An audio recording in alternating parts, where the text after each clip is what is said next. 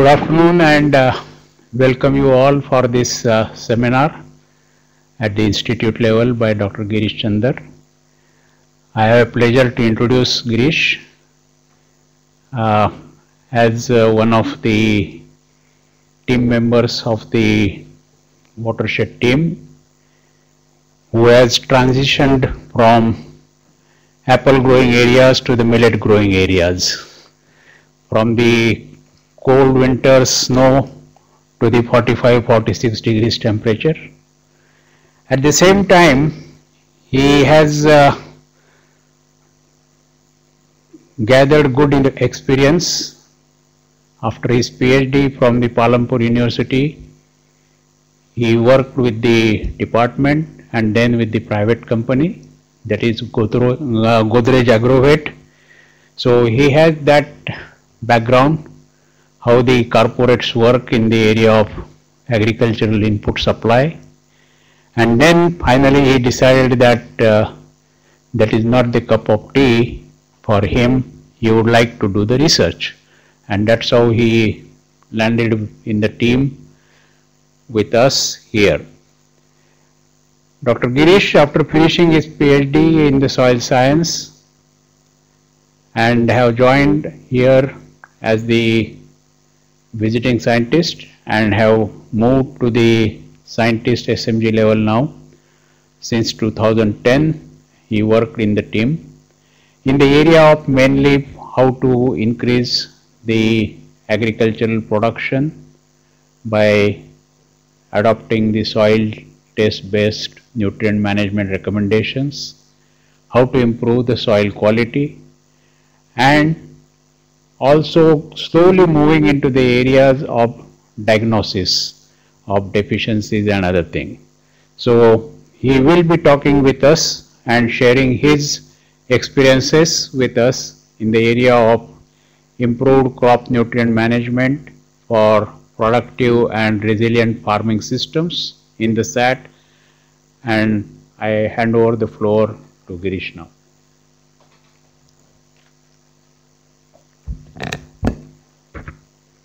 Thank you, sir, for your introduction.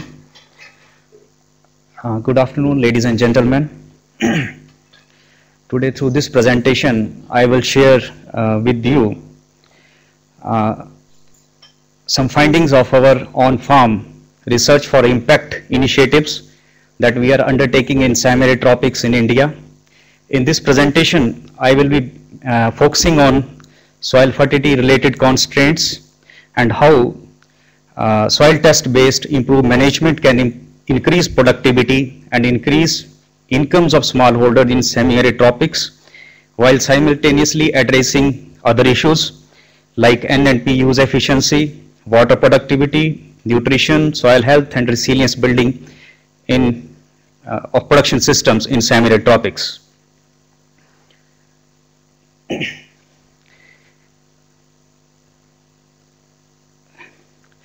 In today's scenario in India, particularly, it is a very challenging task to ensure future food security, particularly in context of burgeoning population and virtually no agriculture land to expand for. Population in India is expected to be 1.39 billion by 2025 and 1.58 billion by 2050, as compared to today's 1.21 billion, with decreasing per capita arable land to 0.10 hectare by 2025, 0.09 hectare by 2050, as compared to current 0.12 hectare. We need to produce around 290 million ton by 2025 and 380 million ton by 2050. The irrigated areas in India, they have reached plateau in terms of productivity, and there is little scope to increase productivity in those areas. So in current scenario, the 89 million hectare rain-fed semi-arid tropics, which have been neglected during Green Revolution in India, now to offer hope to increase productivity to feed the burgeoning population.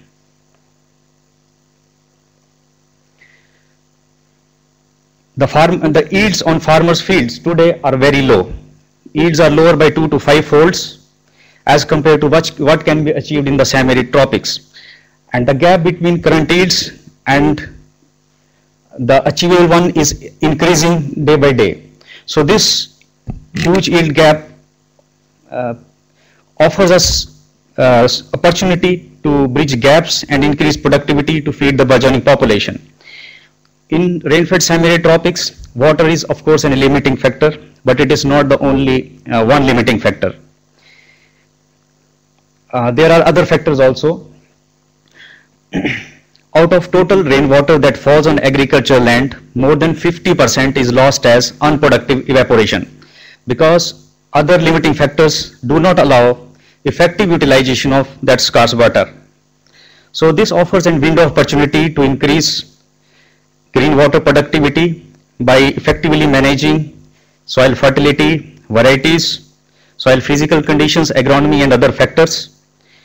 And this vapor shift from unproductive evaporation to productive transpiration is a significant opportunity in semi-arid tropics. See, we have been doing a long-term experiment at ICRISAT headquarters Patancheru since 1976. We are managing two practices of cultivation, one as farmers do in the semi-arid tropics, farmers practice, and other improved practice in which soil test based nutrient management is an important component. Both the practices are sustainable over the long run. But you see, in farmer practice, it yielded on an average 1.1 ton per hectare, and improved practice yielded on an average 5.1 per hectare. Farmer practice is having a carrying capacity of 5 persons per hectare and improved management 21 persons per hectare. And so we know it very clearly what we need today. And this shows us clearly that there is scope to increase productivity on farmers' fields in semi-arid tropics.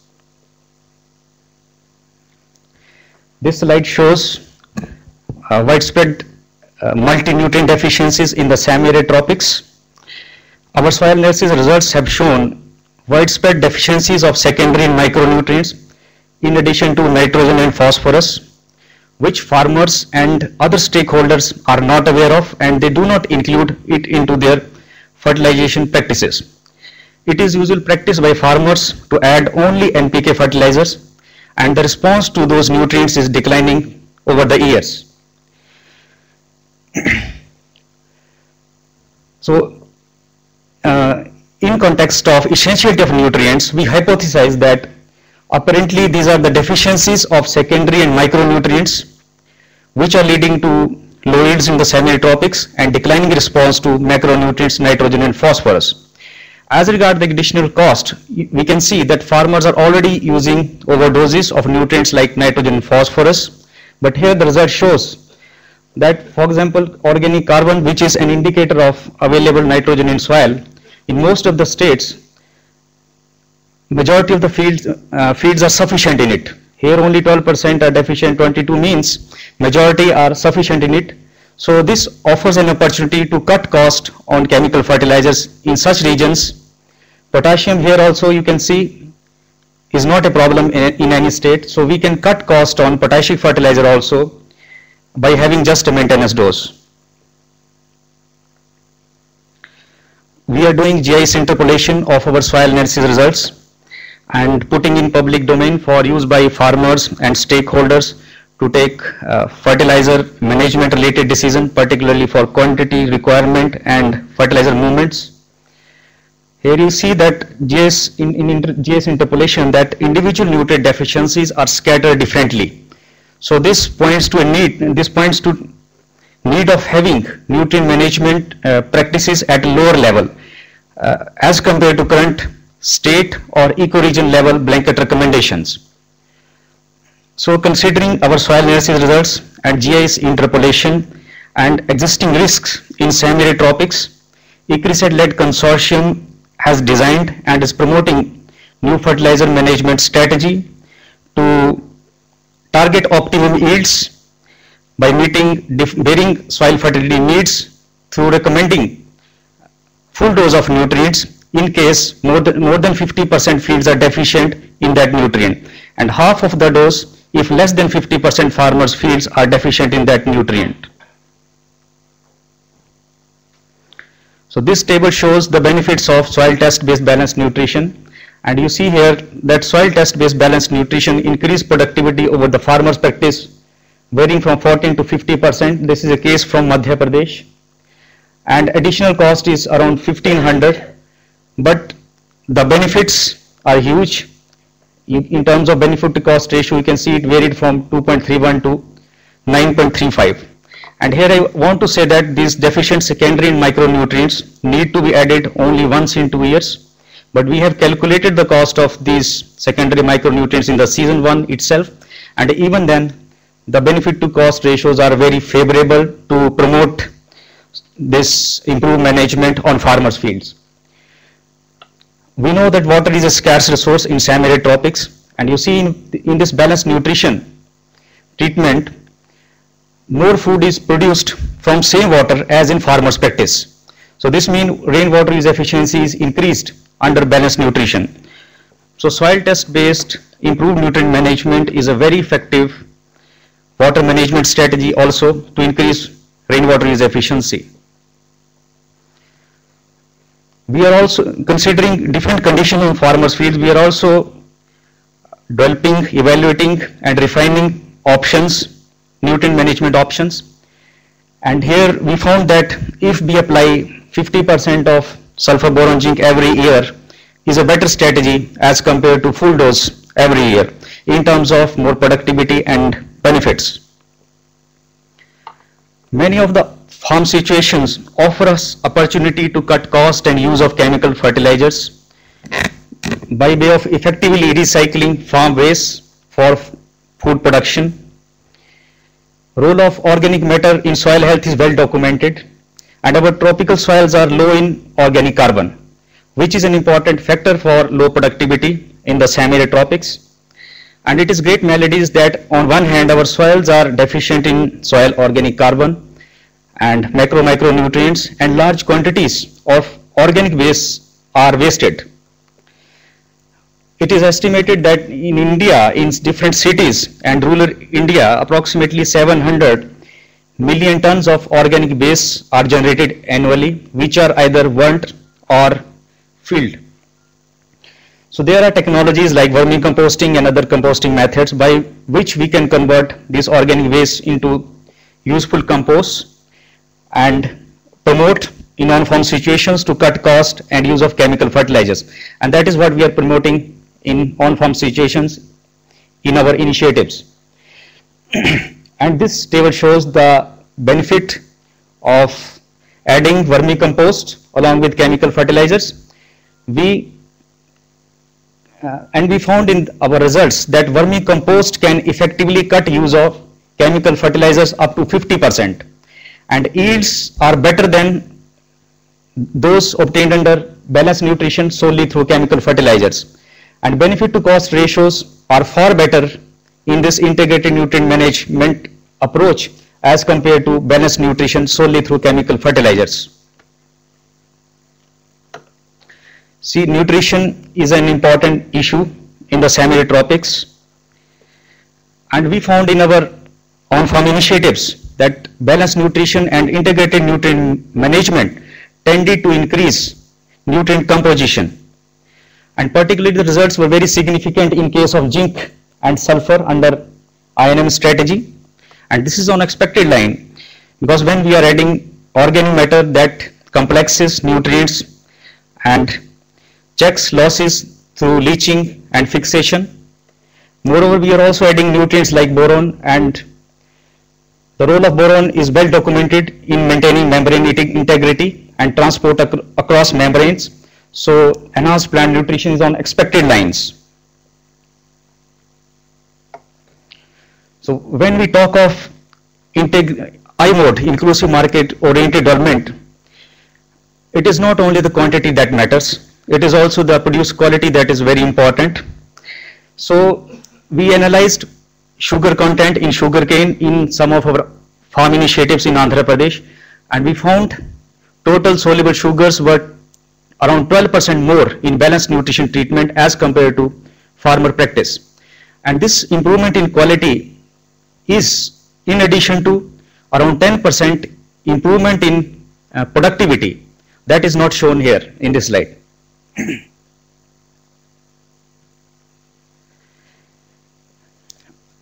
Today nutrient nitrogen is a challenge for many scientists worldwide. Nitrogen is the nutrient most limiting in many of the agriculture regions. Crops respond heavily to nitrogen also, and so in a quest to get higher yield, farmers are adding excessive amounts of nitrogen, and that has reduced nitrogen use efficiency drastically. An assessment of Indian agriculture shows that from later part of 60s, that coincides with Green Revolution era, to later part of last decade, the productivity is increased more than 2 times, but that is associated with increase in nitrogen fertilizers by around 12 times. So nitrogen fertilizer related pollution is a big issue in many agriculture regions. Inefficient use of nitrogen is leading to many environmental problems like greenhouse gases emissions and surface and groundwater pollution through nitrate leaching. So we hypothesize that apparently the deficient sulfur boron zinc is also one of the factors leading to low response to these fertilizer applications and N-use efficiency and other nutrient efficiency.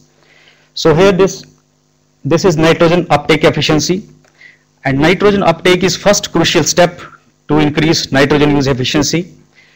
It indicates efficiency of the plants in obtaining N from soil, and it is worked out by dividing total N uptake with N supply, and N supply means nitrogen applied through fertilizer and uptake by plant under absolute control. So under control, nitrogen uptake, which indicates N supply, it is unity.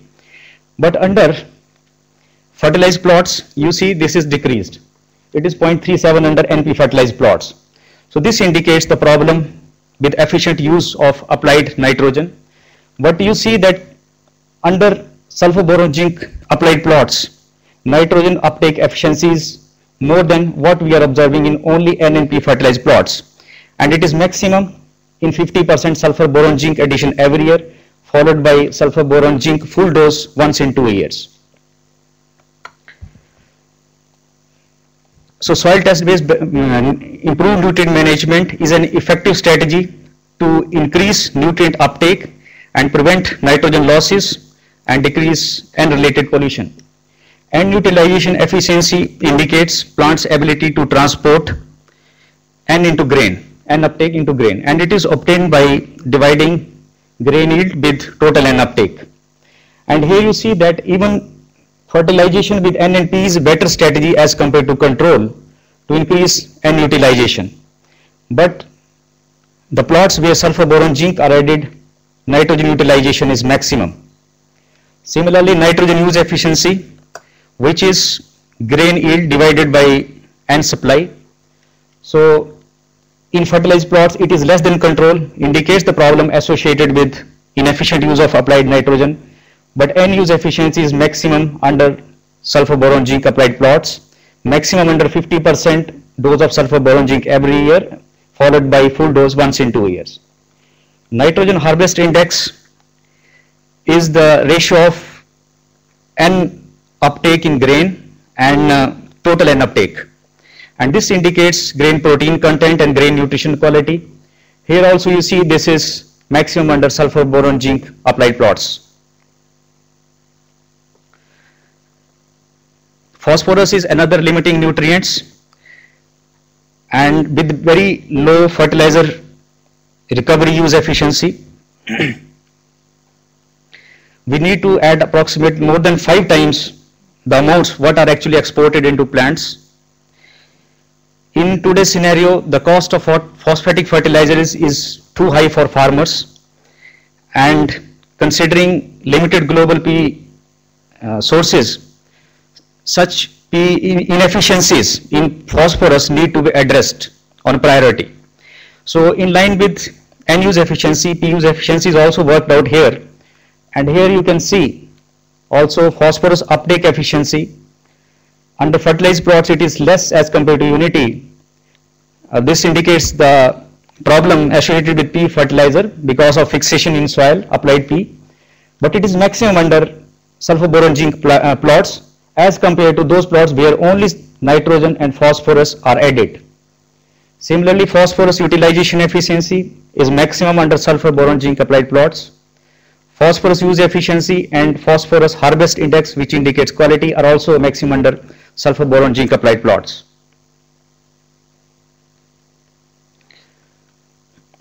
So through improved management, we are optimizing nutrient quantities, providing adequate amounts and proportionate amounts. So that is leading to higher yields and more uptake.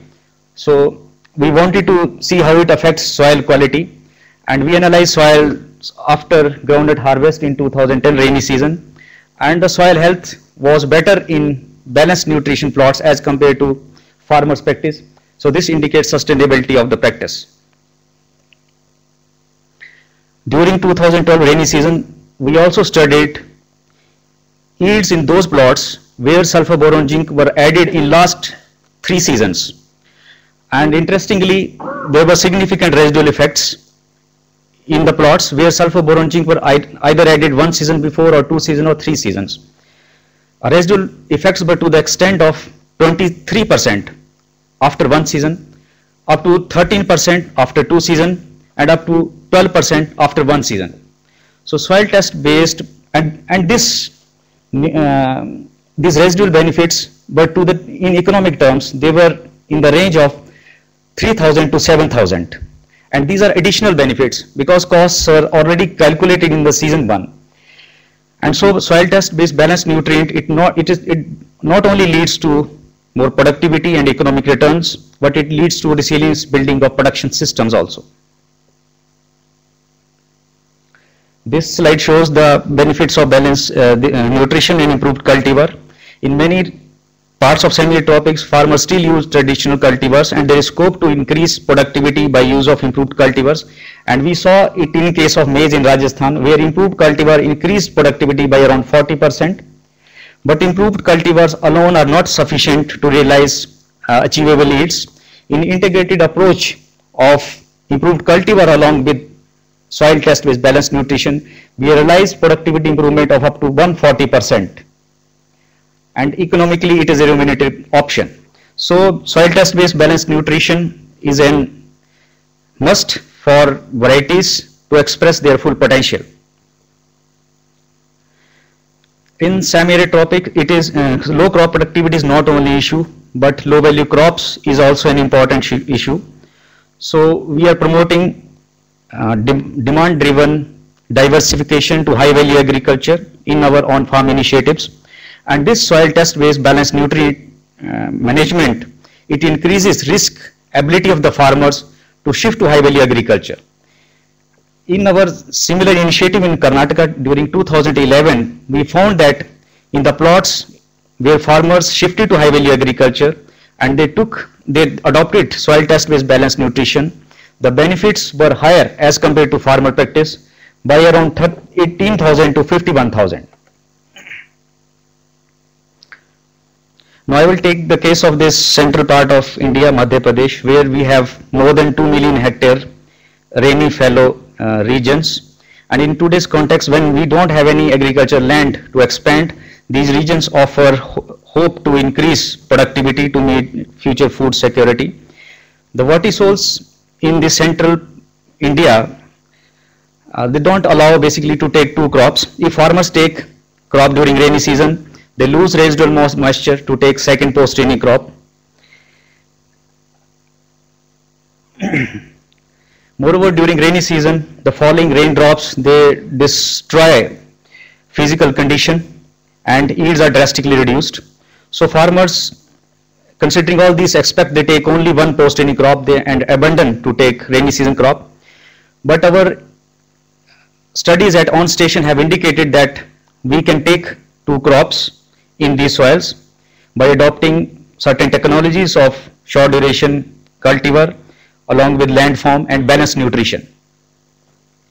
And we cultivated crop in rainy season 2010, that for which the data is presented. We got good crop yields during rainy season by adopting soil test based balanced nutrition along with landform management and short duration cultivars. And we also studied yield in those plots in post rainy seasons, and in the plots where we have done followed this improved practice during rainy season in rainy fallows, the yields were higher as compared to farmer practice where farmer took only one crop in post rainy season.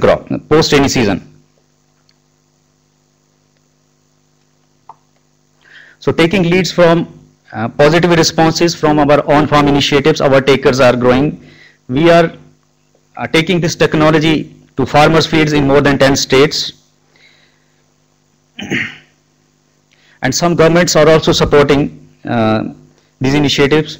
Karnataka has adopted Bhuchetana, where soil test based fertility recommendation is being promoted in all 30 districts in 3 million hectare with 3.6 million families. The first phase, in which nutrient management was a major thrust, is already completed, and now already we are on second phase, where more focus is on synergizing soil test based nutrient management with other components to improve farm based livelihoods. Andhra Pradesh government has also adopted similar initiative, and in this season we are promoting the soil test based nutrient management in approximately 0.3 million hectare across 22 districts. So with this we can conclude precisely that soil fertility related degradation is an important stumbling block for yield gaps, and it is must for higher productivity and benefits and increasing resource use efficiency, nutrition quality and resilience building of production systems. It is required for improved cultivars to express their full potential and for farmers to shift to high value agriculture. It is must for cultivating rainy fallows and post rainy fallows. And briefly I would say that this is the way forward to usher in an era of productive and resilient farming systems. Thank you.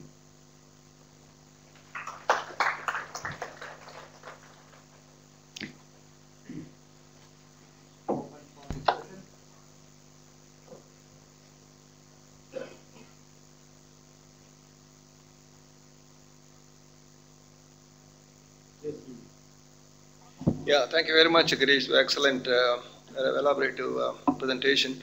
Since you are from north and working in south, now my problem here is how often we should apply these boron, sulfur, and the micronutrients. And is there any difference between north and south? Because it's very hot, 50 degrees, and there you have snow.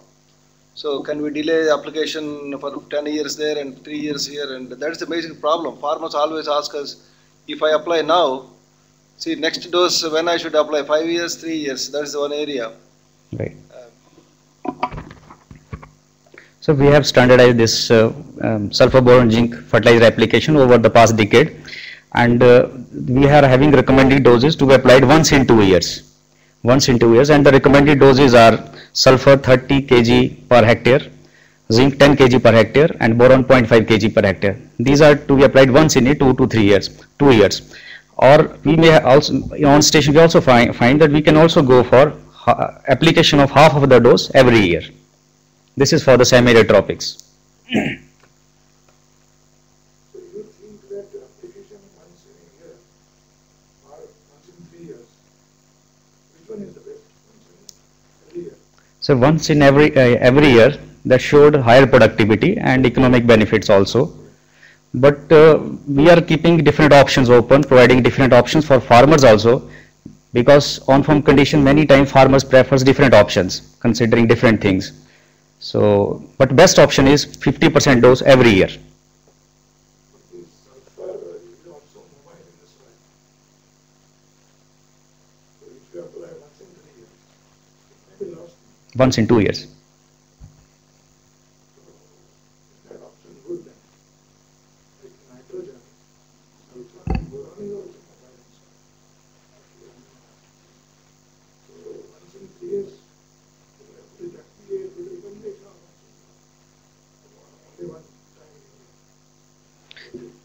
Yeah, but sir, in our on-farm results, we have seen residual effects, and those were probably apparently because of better soil health, and that also we have diagnosed in our balanced nutrient plots. Yeah, Because these are mobile. right. More energy.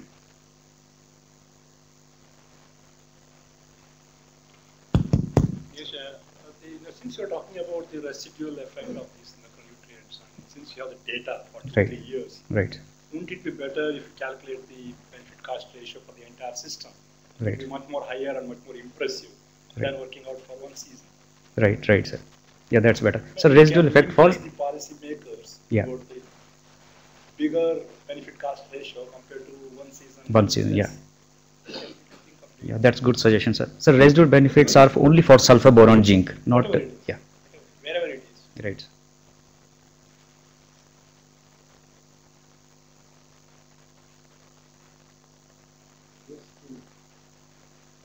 Yes, I have several questions. I can interact with you later, but the basic one is every day we are seeing about precision agriculture, and then tractors are going, okay, it's applying required quantity of P there, and next meter, less P, and after going down the hill, maybe.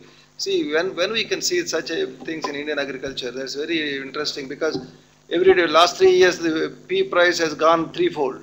Right. And complex fertilizers, again, we will find people fighting in the queues and all those things. So that type of equipment, are you working on that in our Bhuchetna? Equipment for, Some equipment, if I go into that field, it should say is boron totally minus or maybe sulfur high, and maybe you should add this much and something. If you put it in the pocket, it should tell us. Because the precision agriculture, Okay. the tractors are applying every meter, they are changing the dosage in the developed world. right, yeah, See, right, right, right. Sir, yeah, actually you're talking precision agriculture, yeah. But sir, it involves huge resources in terms of human power and other chemicals and other resources also. And we don't have as high capacity in semi-arid tropics as a whole to do such large soil analysis number that we should be able to predict soil fertility of each and every field. And there are other risks also, so we have to systematically address all these issues. And considering this, we have moved step ahead, and we have designed fertility recommendations at the level of block as compared to current state or ecoregion level. And we have followed stratified soil sampling method as has been standardized in ICRISAT earlier. And that methodology takes care of all constraints, all factors that can lead to different soil fertility in that block. Block means some villages, 5-6 villages. So those factors are considered, and considering those factors, we work out in how many fields deficiency is there. If it is more than 50% fields, then we are recommending full dose. And if it is less than 50% fields, then we are recommending half dose. So we are already on way on precision agriculture, but it will definitely, we have to move in steps systematically.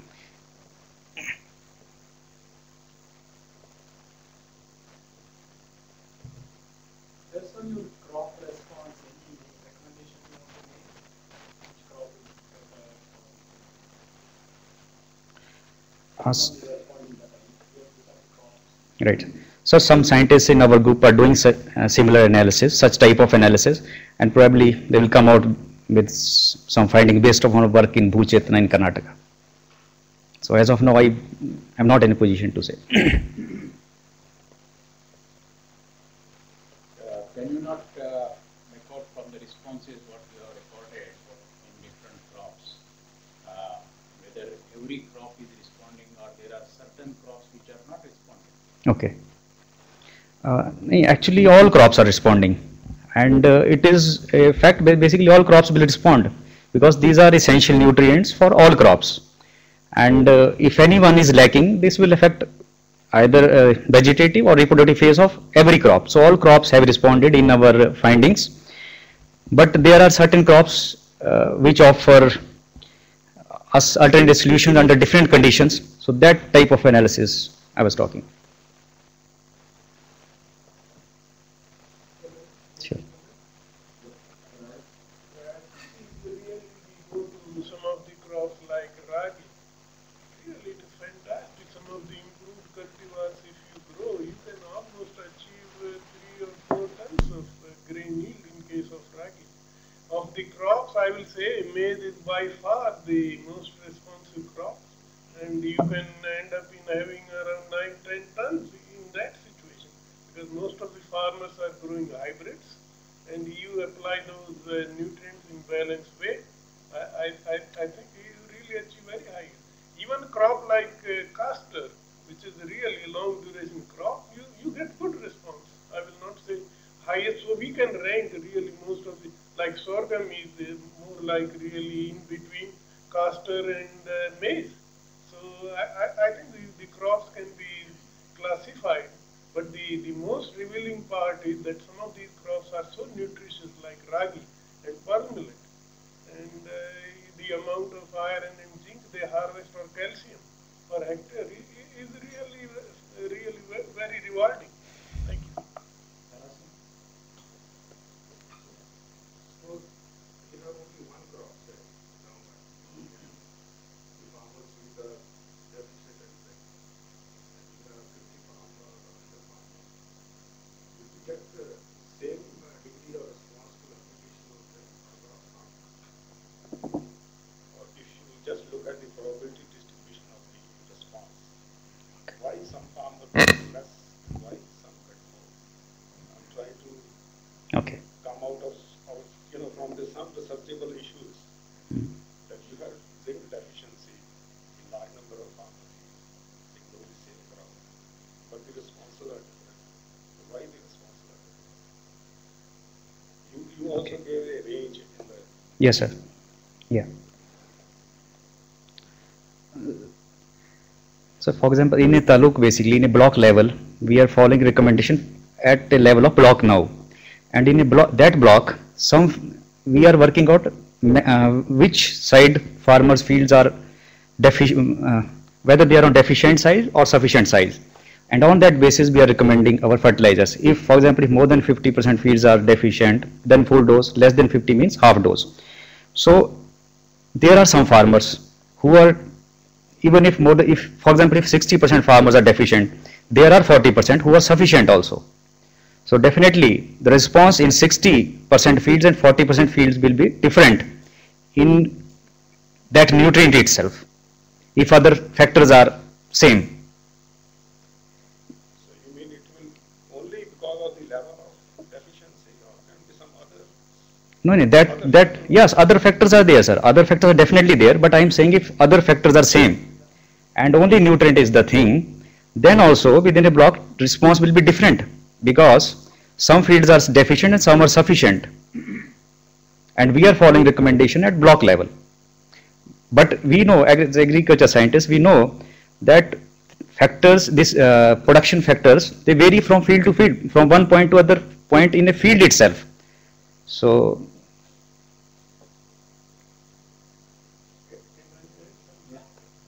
I think Bharat, you are absolutely right, and you see the absolute ceiling is done by rainfall and its distribution in the different parts where we are having these experiments.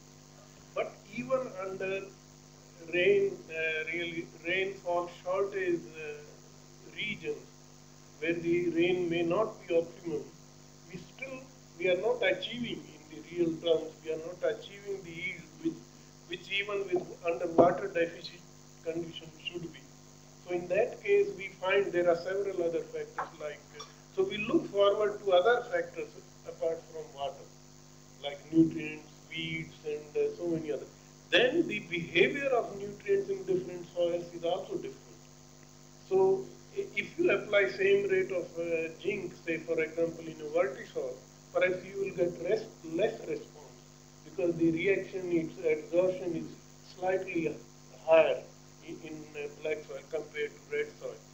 So overall, I think there are these factors are integrated over time, and there is a complex interaction at different sites.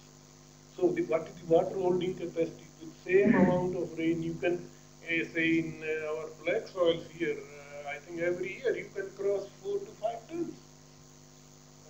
That's okay, but I was just trying to see with all this extensive work going on, are there any researchable issues coming out?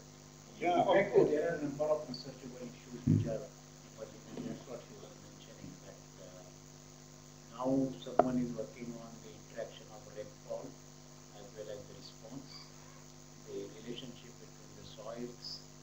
and the response what you get.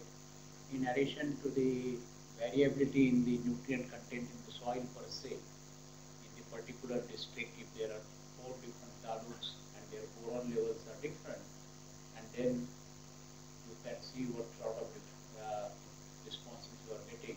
So that work is basically being done to identify the resilient systems, including that whether if there are 2 years are drought years out of 4 years, which was the case, whether that ecosystem is good for a maize system or you get higher income in 4 years from the sorghum pigeon system.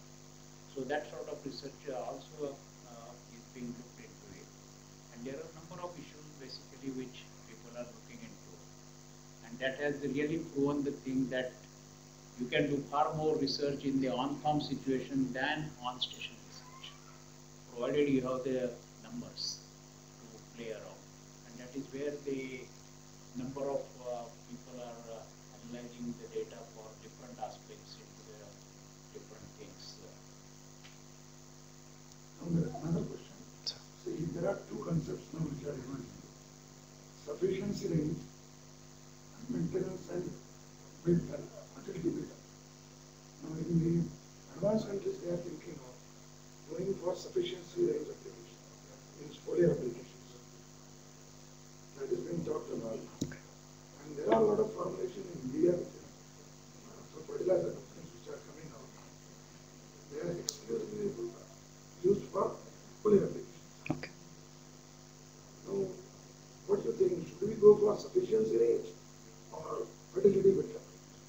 Because when you go for applying in the soil, you are either trying to maintain that fertility or you want to build up fertility. No, but in advanced countries they are not thinking that.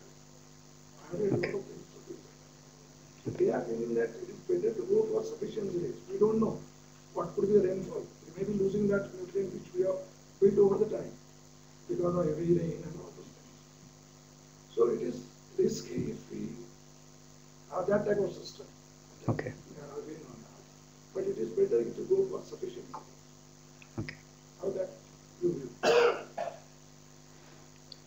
So first thing is that our soils are very low in these nutrients. So definitely we can build up these lost nutrients, basically which have been lost through mining. So that can be added into soil, and then that will improve soil health.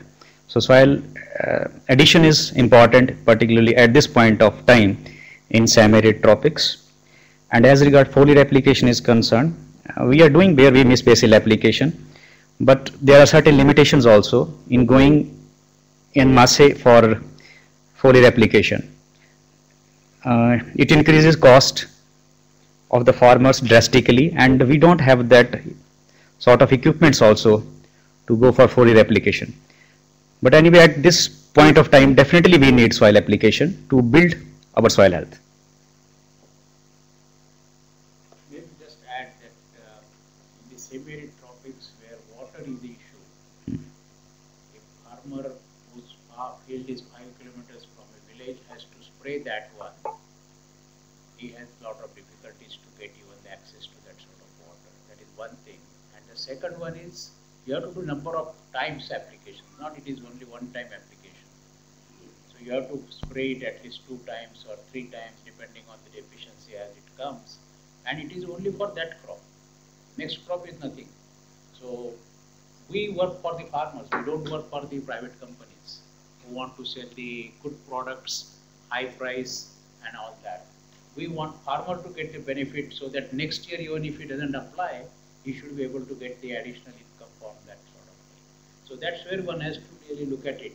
And we don't recommend even the farmers to go for foliar application for this reason, that you have the residual benefits coming through that one.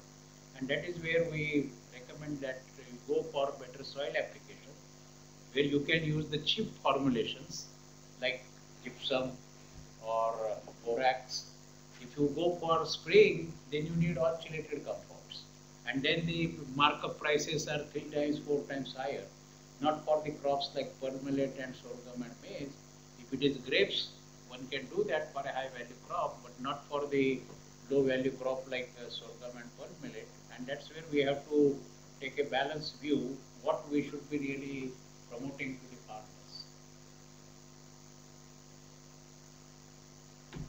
Okay, good. Thank you very much. Let us show our appreciation to Girish for the Thanks.